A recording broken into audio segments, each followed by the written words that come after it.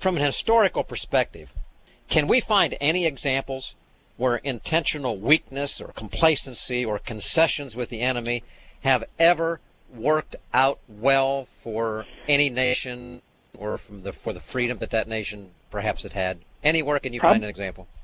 Probably the best example where it hasn't worked well is the beginning of World War II.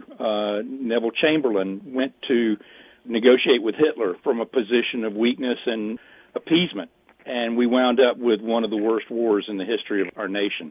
You know, the Bible itself is full of examples of this exact situation.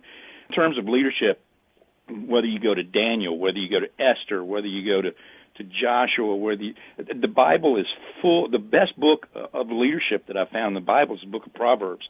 But there's three examples that really give us specifically what you're looking for. In Hezekiah, I think that's in 2 Kings chapter 20, and I think verse 13 is where it begins. But Hezekiah receives ambassadors from Babylon, and he shows them everything.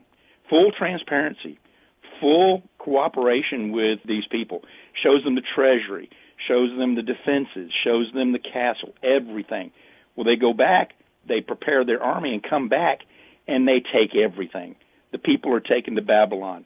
The treasures of the temple are taken to Babylon. Everything is lost because of weakness. I love the example of Nehemiah. When he's rebuilding the wall in Jerusalem, he is opposed by Sanballat and Tobiah. And instead of negotiating some form of compromise, he told his team, you work with a trowel in one hand and a sword in the other. And they defeated them, and they rebuilt the wall and reestablished Jerusalem. And then probably the best example that I can find is Joshua. I personally refer to Joshua as the Lord's commanding general. And that's really what he was.